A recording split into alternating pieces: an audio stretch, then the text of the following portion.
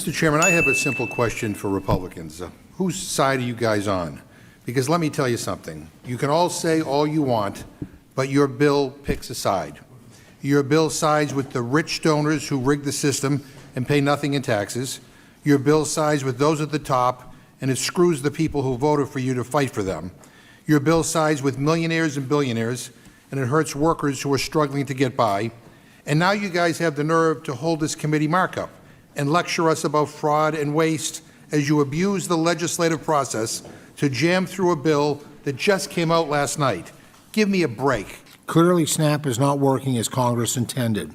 We must ensure that proper incentives are in place for states to administer the program more effectively for those it serves.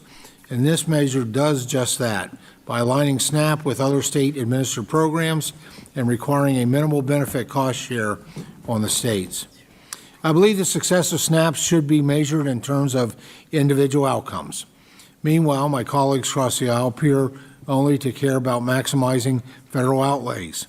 An efficiently delivered benefit with a meaningful incentive to work towards independence is a win for both the taxpayers and for the SNAP recipient. In this measure, we achieve our savings and meet our reconciliation instructions through necessary SNAP reforms, requiring states to have some skin in the game, and encouraging more effective and efficient administration of the program, all while getting folks who can work back to work. This entire process is a fraud.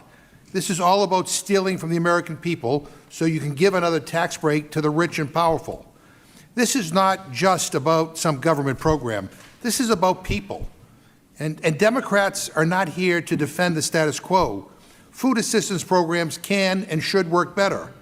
We're here because hungry people can't be. We're here because working people and working families can't be. They don't have the time or the money to come here to fly to Washington and testify on about how your bill would take food out of their shopping carts. So let me speak on their behalf.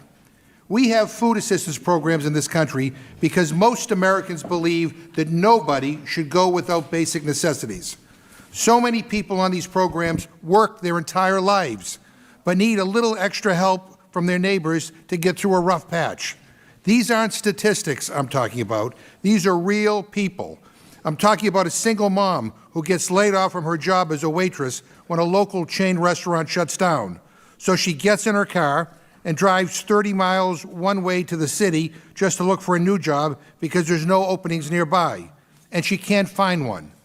And this bill, your bill, kicks her off her meager food assistance benefits in just 90 days, which means she doesn't get benefits and has less money to buy her kids, who are 8 and 9, food.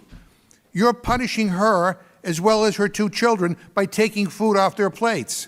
And there are millions of families in this position, folks who paid taxes and played by the rules, expecting that their government will help them if they fall on hard times. And you guys want to tell them to all go screw themselves. It is so out of touch, it takes my breath away. You guys make Marie Antoinette look down to earth. Donald Trump's cabinet is like an episode of The Lifestyles of the Rich and Famous. These people are totally clueless. They don't shop for their own groceries. They don't buy their own food. We have members of Congress who sit in their nice, fancy offices, get driven to work by their staff, and never have to worry about anything.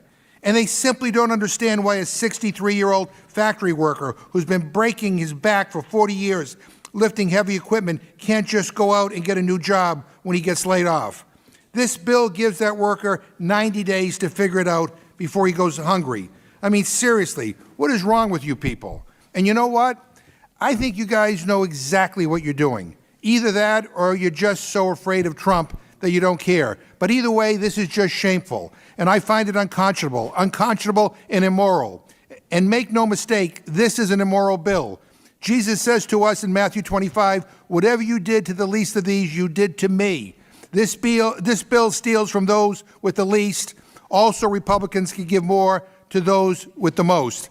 And I think there's a special place in hell for people who take food away from hungry people. So please, spare us the lectures about the dignity of work. Your bill humiliates people who are already struggling to survive. Spare us the crocodile tears and fake outrage about waste and abuse. Your bill takes from moms and dads and gives to billionaires who abuse our society, paying nothing in taxes while families struggle to put food on the table.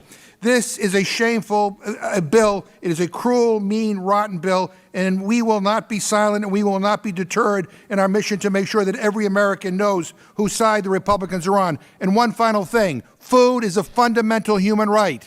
There was a time when Republicans agreed with Democrats on that. Sadly, those days are long gone.